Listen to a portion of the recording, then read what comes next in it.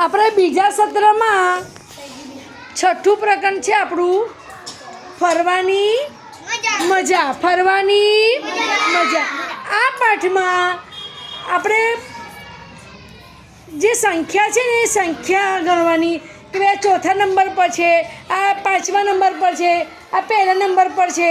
ત્યાર પછી ઊંચું કોણ છે, નીચું, જાડું, પાતળું, એ આપણે સમજ શીખવવાની છે. ચાલો આપણે બાળકોને આપણે નંબર પ્રમાણે ગોઠવી. ચાલો બોલો. 1 જોશી બોલો.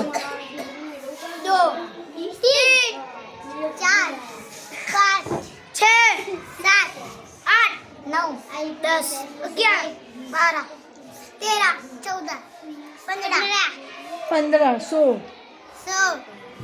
16 17 18 19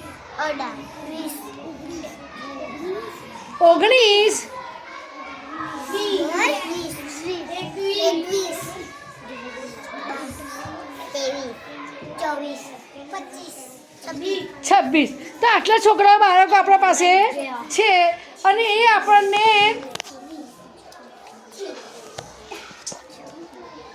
હવે આપણે શીખીશું કે ભાઈ આ ઊંચું છે. શું છે?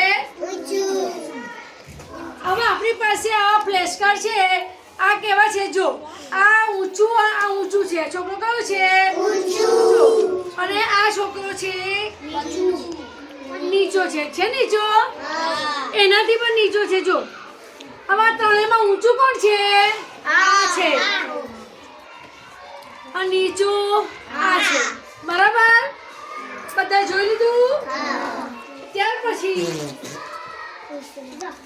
આ જીરાફ છે. આપણી પાસે મીણબત્તી છે. શું છે?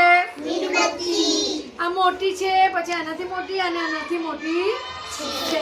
આ સૌથી મોટી અને સૌથી નાની. આ આપણે શીખી ગયા.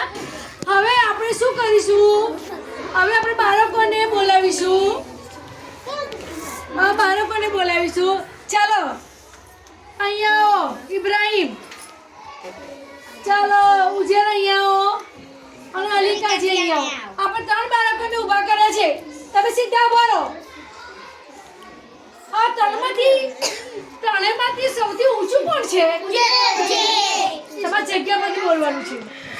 અને સૌથી નીચું અલીકાજી. સરસ ને? આપણે ખબર પડી ગઈ ને? હા, બેસી જાઓ.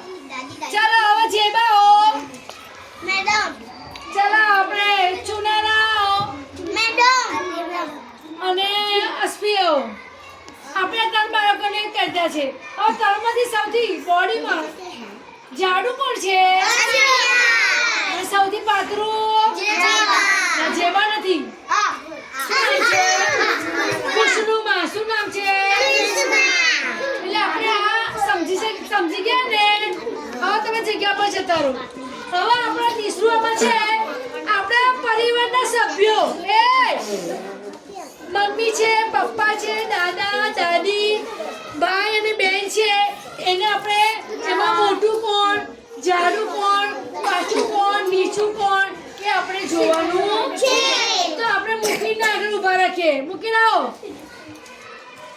આ મૂકી એના પોતાના પરિવારના સભ્યોના નામ બોલશે અને સભ્યો કેટલા છે કહેશે. ચાલો બોલો. હા, સભ્યો 7 છે. ચાલો બધા નામ બોલો.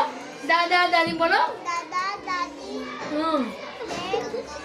પપ્પા, મમ્મી, હા, ભાઈ અને સરસ. કેટલા જ સભ્યો છે કુટુંબમાં? 7. હવે 7 સભ્યો છે. 7 સભ્યો છે. એમાં સૌથી જાડું કોણ છે? દાદા. કોણ છે? અને સૌથી પાતળું કોણ છે?